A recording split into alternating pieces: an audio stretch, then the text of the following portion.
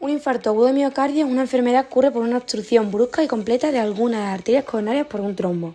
Es decir, la zona irrigada por la arteria muere.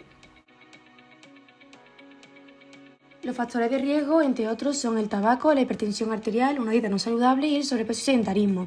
El tabaco tiene toxinas que reducen el calibre de las arterias coronarias, dañándolas. La hipertensión arterial hace que éstas sean más vulnerables y una dieta no saludable hace que incrementen los niveles de colesterol, aumentando así el riesgo de cardiopatía coronaria. Por último, el sobrepeso y sedentarismo potencia todos estos factores.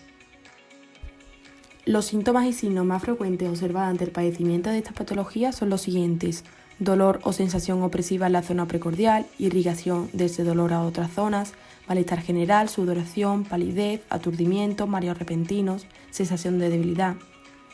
En mujeres hay algunas manifestaciones más atípicas como la sensación de cansancio inespecífico, dolor de espalda o molestias difusas en tórax y abdomen.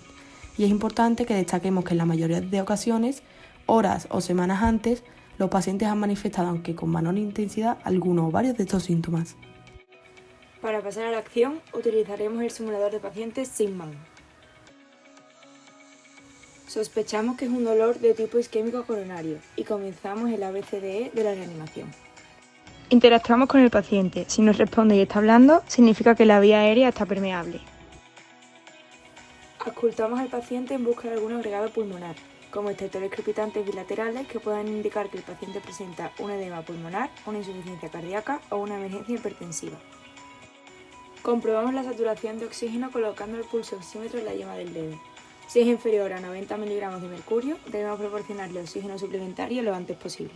Debemos revisar los pulsos periféricos, el llenado capilar y la presión arterial. Colocamos los electrodos para obtener la frecuencia cardíaca del paciente. El paciente presenta una taquicardia sinusal de aproximadamente 120 latidos por minuto. Además, debemos estar atentos a otras constantes y síntomas que el paciente pueda tener. Una vez tenemos el electrocardiograma, debemos comprobar si tiene un síndrome del segmento ST elevado. Debemos comprobar las distintas derivaciones por orden. Detectamos un segmento ST elevado en V1, V2, V3 y V4, por lo que el paciente tiene una lesión subpericárdica en la parte anteroseptal, es decir, un infarto agudo de miocardio. Primero comprobamos si sigue siendo necesario el oxígeno. Luego aplicamos nitroglicerina sublingual 0,4 miligramos o algún equivalente nitrito para que se produzca una vasodilatación coronaria y disminuya la carga cardíaca. La nitroglicerina está contraindicada si el paciente tiene hipotensión, un infarto inferior o se ha consumido inhibidores de la fosfodiesterasa en las últimas 48 horas. Si el dolor no disminuye, podemos utilizar opioides como la morfina y luego aplicamos antiagregantes plaquetarios como la aspirina y anticoagulantes como la heparina. Por último, pensamos en la estrategia de reperfusión cardíaca para tratar de abrir la arteria que está obstruida y evitar así que el paciente fallezca debido a complicaciones hemodinámicas, eléctricas cardíacas o complicaciones mecánicas. Las variables fisiológicas que vamos a estudiar son la presión arterial media, la frecuencia cardíaca, el gasto cardíaco, la presión en aurícula derecha, en aurícula izquierda y la presión parcial de oxígeno arterial, el sistema simpático y la fuerza del corazón izquierdo. El aumento de la actividad del sistema simpático provoca vasoconstricción de los vasos sanguíneos y un aumento de la contractilidad cardíaca. Así se mantiene constante el gasto cardíaco y el pulso. Presión arterial disminuye debido a menor flujo causado por pérdida de contractibilidad. Luego aumenta gracias a la vasoconstricción causada por sistema simpático. Hay un aumento de presión en la aurícula derecha debido al acumulamiento de sangre en el retorno venoso. Aumenta frecuencia cardíaca para contrarrestar cambios. Esto causa que aumente la velocidad de flujo hacia el corazón, lo que aumenta la presión en la aurícula izquierda. Presión parcial de oxígeno en las arterias se ve reducida.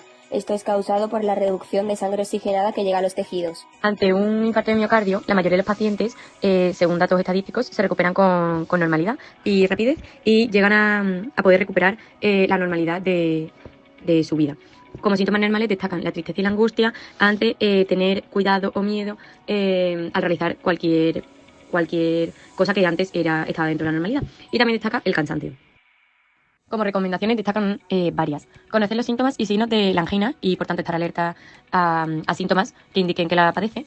Se recomienda un estricto abandono del tabaco, ya que afecta directamente, al igual que las personas que fuman, pues también afectan indirectamente al paciente. Es muy importante controlar la tensión, el colesterol y el azúcar en sangre. Se incita a no beber alcohol, a evitarlo lo máximo posible. También se recomienda una dieta adecuada, evitando alimentos salados, alejándose de comida rápida, etc. También trata de evitar levantar objetos pesados y se recomienda encontrar ayuda externa para las tareas del hogar.